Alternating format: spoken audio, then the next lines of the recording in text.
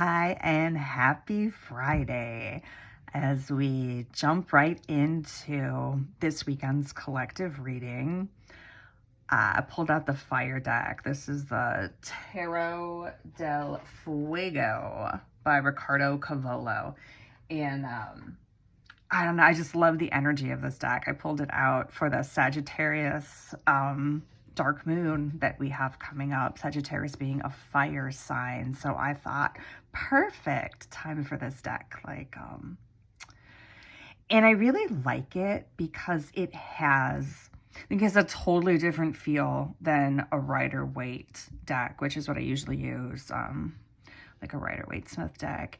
And this one just has totally different energy. Like, it really is, for lack of a better word, it really is fiery, but there's so much symbolism embedded into each card that I think it really adds like a whole extra layer to the readings.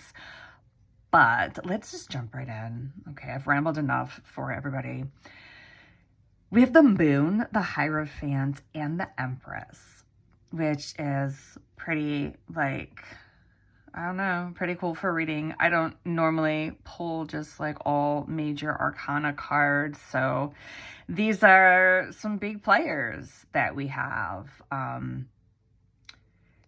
The first thing that I notice is we have the Hierophant number 5, the Empress is the third card, and we see these numbers mirrored in the moon. So there's, I don't know, there's a lot of cohesion here, even with these two very different energies of, between the Hierophant and the Empress. But let's start with the moon. Even though we all love the moon isn't like a spectacular, it's not a bad card. It's not a spectacular, all cards are neutral. All cards are dependent on the other cards around them. But the moon brings with it a little bit of that, oh, what's going on? Like, what's going on beneath the surface? What kind of hidden aspects, what are we not seeing? What is that unconscious element that's at play? And if we just kind of go by the symbolism on the card here, we can see the tower, okay? The tower it's already broken in half. The tower has fallen. The smoke has cleared. There's no fire. It's like ruins. It's been there.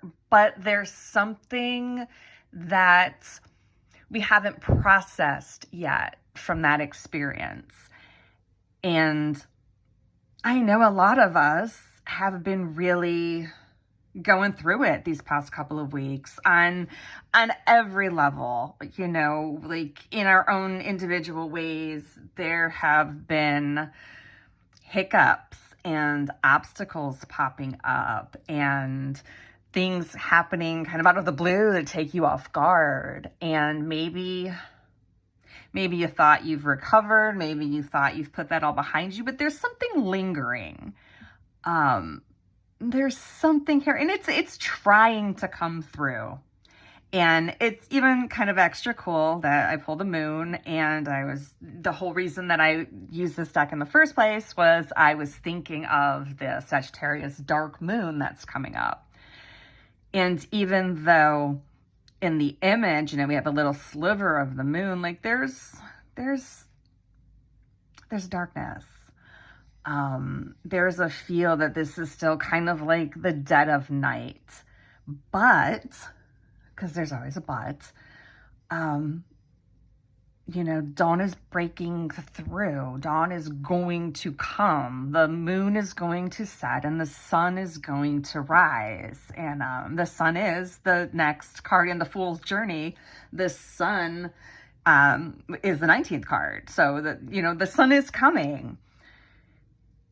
There's also and I'm trying not to ramble so much. I really want to keep these videos down, but it doesn't look like that's going to happen. There's a balance that we're searching for. And maybe in searching for that balance, We're overlooking something. There's something that we're not seeing. There's something that has come after the challenges that we've experienced, or, however, maybe it was big, maybe it was small. And maybe you are lucky and fortunate and all the stars are in your favor and you haven't had like a negative experience within the past couple of weeks. And that's good too. But here we have, the crab, and there's emotions, and the fish, and the Pisces fish, and I believe Saturn's still in Pisces. He just stationed retrograde, but I believe he's still in Pisces. Don't quote me on that. I'm a little confused I was looking at too many planetary things earlier. Okay, so we've got the moon. Then we're going to pull the Hierophant. Okay, the Hierophant with the Empress, because these are two very different energies. You have the Hierophant, who he is structure, he is dogma, he is, in some decks, he's depicted as like a pope. He's that face of, in his dark aspect, he is that face of patriarchal oppression and domination and do as I say, not as I do. But that's not the Hierophant energy that we're getting in this reading.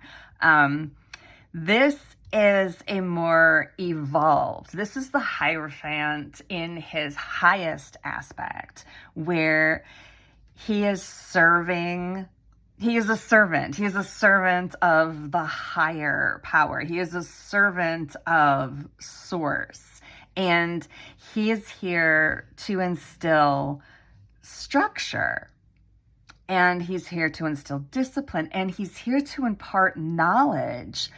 But the thing with knowledge is, if we're not in a state where we're ready to receive it, we're not going to receive it. It's going to go right over our heads. So the job of the Hierophant is to whip us into shape, to get us to the point where the knowledge is going to soak into our bones, where we're going to understand, we're going to have a spiritual upgrade, a spiritual awakening. He's given like big Hermes Thoth vibe too. In this deck. And I really like the elephant. The elephant softens the whole Hierophant image for me. Because elephants are symbols of knowledge, of strength, elephants are very matriarchal. So that brings a whole balance to this, the patriarchal element to the Hierophant. But here in the elephant is the entire half of his body. So he's a good balance of feminine with masculine, which also is perfect Hermes vibe. And just another, so we have this energy, okay, mixed with the Empress, who is maybe not quite opposite, but her energy is embodied and earthy and more like you're going with the flow of the natural cycles. You're not imposing, I don't want to say you're not imposing structure, because the Empress, as a caretaker of the earth, there are structures in place. Even think of a garden. There has to be some sort of structure. There has to be some sort of discipline if you want that garden to grow and to thrive. And that's really, I think that comes from the Hierophant there, that discipline and that structure that actually helps the Empress energy, that creative, fertile, abundant, just creation and sensuality. And I really, really, really, really love the bee in this image, and all these little bees here, because that's very Aphrodite. And I'm thinking of the Aphrodite statue with all the bee, where she's covered in bees, Artemis, and the Melissae, and just the holy nature of the honeybee in general. And okay, I got off track because I'm looking at hands right now. And another big difference between these two energies is, the Hierophant is an external. He's pushing his energy outwards, and he's ordering and he's structuring. And the Empress is actually like she's touching her body. She's in the body. This is an internal energy that we use. So we want to find that balance between the external and the internal. We want to, and these first two cards are very balanced. Like in their image, we have a lot of balance going on in the moon. We've got the two snakes, two-headed dog, the two halves of the tower. We have a fish on each side. The crab has its claws. Just there's a lot of balance. There's a lot of balance in the Hierophant card. Like everything is very balanced. And then we come to the Empress with all of her glory and her beauty and her chaos, because chaos is the spark of creation. There cannot be creation without chaos. I mean, everything was before there was anything, there was chaos. We were all pulled from the chaos. And the Hierophant is going to help us harness that energy. And that's how we're going to heal. Like, this is all, what we're not seeing is that we need this, we need a balance. We need a balance in order to fully embrace the chaos of the creation that comes with the Empress. It's like we have intuition and then like manic creativity on this side, and we need a structure that's going to make it work. Back to my garden analogy, I'm just thinking of, like personally, I let my garden go for a couple of years, and I just was, I don't know, like I had a lot of health conditions that kind of stopped me from gardening. And in my mind, I was like, well, I'm just going to let it go wild and let nature take over. Well, nature took over, and it was not pretty, and it was very messy, and invasive plants came in, and then my rose bushes got strangled, and then animals were living, like the possums, and I love the possums, but my little beagle doesn't love the possums. So this year I started actually cleaning up the garden and organizing and planning and structuring things. And not only is the yard happier, like the plants are happier, there needs to be a structure. Okay, let's move on.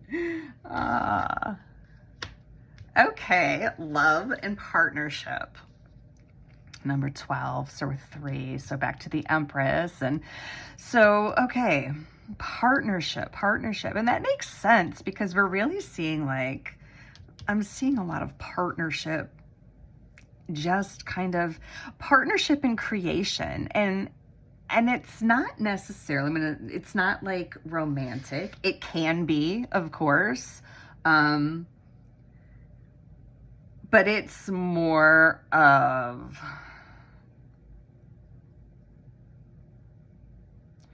relationship with self. We're learning to integrate our energies. We're learning to integrate the structure of the Hierophant with the chaos of the Empress. We're loving our inner child. We are loving our inner teenager. We are loving ourselves of all the stages of growth that we have traveled through in this lifetime. We are, excuse me, have a drink of water.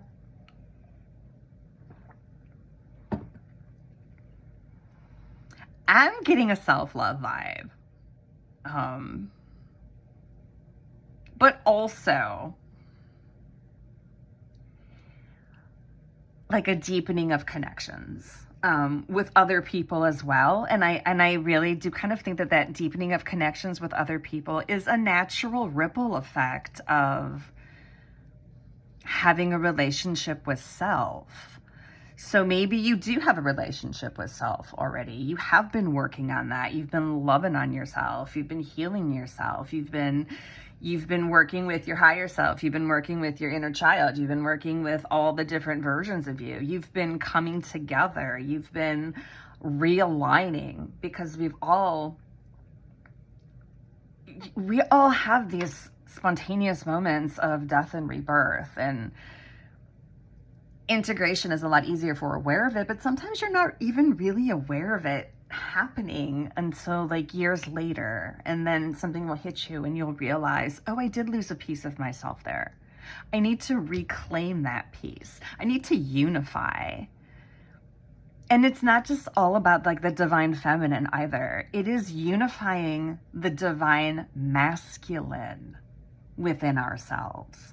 A lot of times the divine masculine gets a bad rap, and patriarchy is 100% to blame. The Abrahamic religions are 100% to blame.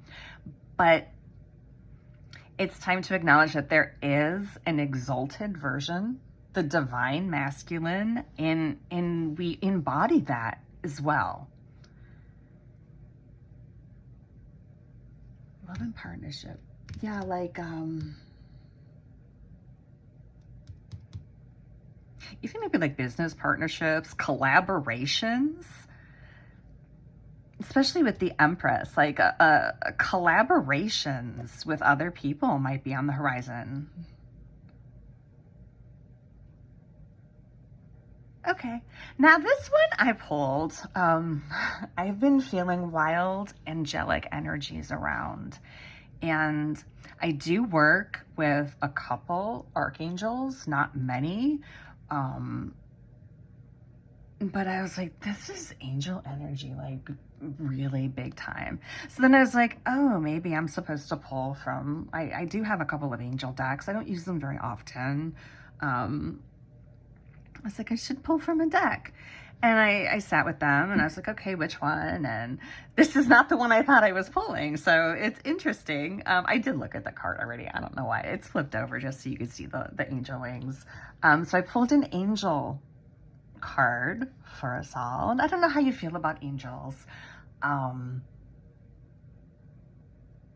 had an aversion to them for a long time. I was raised Roman Catholic, and you know, coming out of all of that, I had a hard aversion to angels of any kind, but doing my research and in my learning and my healing and my growth, I've really, I've rediscovered, you know, peeling back the layers and going back and back and back. And let's go back all the way to the Anunnaki and the Nephilim. And I don't know why I'm talking about that to you guys right now. Okay, so I have a connection to the angels that's getting stronger, not the Christian angels. That was my whole point. The energetic beings that are commonly referred to as angels. So I pulled a card for us. All of that to say, I pulled a card for us. And I'm going to be honest with you, I didn't even know that Hope was an angel. Okay, but this is the angel Hope, who is part of a trinity with faith, hope, and charity. It was the Trinity. And just a little background, I read the book description because I wasn't sure exactly who she was. It wasn't the angel that I expected to come through. So it was very interesting. And this isn't the first time that Hope has come through. I always sit before I pull the cards and, you know, I do a little meditation and I ask to give the message that is needed. And hope is the theme because hope has come through quite a few times these past few weeks that I've been doing that, So we have in the card, authentic reclamation. It's time to call back all the lost parts of yourself, which ties in perfectly to what I was saying about us all kind of going through these spontaneous soul loss and soul retrieval moments. So we've lost parts of our soul. And, you know, that happens when the tower falls. when you go through a dark night of the soul, you're not the same person anymore. So it's time to reclaim and reintegrate and make sure to use some structure when we are in that creative muck. And